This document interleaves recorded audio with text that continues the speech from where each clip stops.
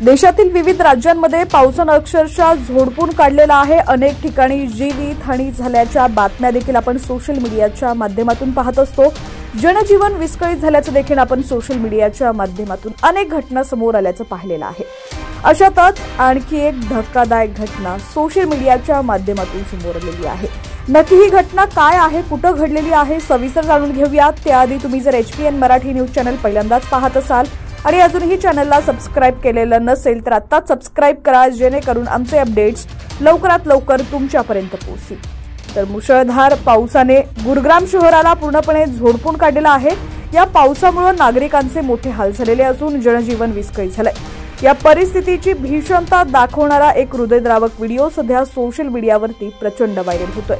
गुरुग्राम मधील एका महिलेनं हा व्हिडिओ शेअर केलेला आहे। यामध्ये तिचं घर पूर्णपणे पाण्याखाली गेल्याचं भीषण वास्तव दिसत आहे। व्हिडिओमध्ये आपण पाहू शकता की घराच्या आत फर्निचर आणि इतर सर्व वस्तू गढूळ पाण्यात तरंगताना दिसत आहेत। या स्थितीमुळे महिलेला मोठा धक्का बसलेला असून 100 कोटींचं घर आहे, गटार नाहीत असं म्हणत तिनं प्रशासनावर तीव्र नाराजी व्यक्त केली आहे। गुरुग्राममधील परिस्थिती किती गंभीर आहे हे सांगताना गोल्फ कोर्स रोडजवळ राहणाऱ्या सांची अरोरा यांनी एक भावनिक पोस्ट केलेली आहे। गोल्फ कोर्स रोड म्हणजे DLF आलिशान घरांनी भरलेला परिसर, जिथं 100 कोटी रुपयांपर्यंतच्या किमतीची घरं विकली जातात। मात्र रात्री झालेल्या प्रकारानं त्या पूर्णपणे हादरलेल्या आहेत। सांची अरोरा यांनी आपल्या पोस्टमध्ये म्हटलंय की रात्री जे घडलं त्यानं मला पूर्णपणे हादरवून टाकलेलं आहे। मी गोल्फ कोर्स रोडजवळ राहते। हा परिसर LDF सारख्या उच्चभ्रू इमारतींसाठी ओळखला जातो, जिथं 100 कोटी रुपयांना घरं विकली जातात। पण इथंही गुरुग्रामचं हेच कटू वास्तव आहे।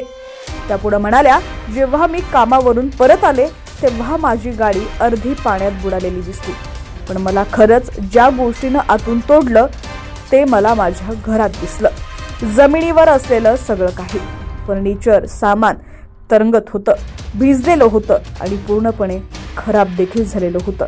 माझ्याकडे आता शब्दच उरलेले नाहीयेत, फक्त वेदना आणि फक्त अविश्वास। हे फक्त पाण्यामुळे झालेलं नुकसान नाही, ही भावनिक हानी आहे आणि ती खरी आहे। हा व्हिडिओ आणि सांची अरोरा यांची पोस्ट तात्काळ व्हायरल झालेली असून सोशल मीडिया वापरकर्त्यांकडून सहानुभूती आणि नाराजी व्यक्त झालेली आहे। त्यांनी गुरुग्राममधील खराब ड्रेनेज व्यवस्था आणि शहरी नियोजनावर ताशेरे उडले। एकाने अशी कमेंट केली आहे की जेव्हा तुम्ही रिअल इस्टेट विकसित करण्यासाठी आणि भूखंड व शेतजमिनी विकून पैसे कमवण्यासाठी खूप उत्सुक असता, पण शहर नियोजन आणि मूलभूत मानवी गरजांची काळजी घेत नाही तेव्हा असंच घडतं।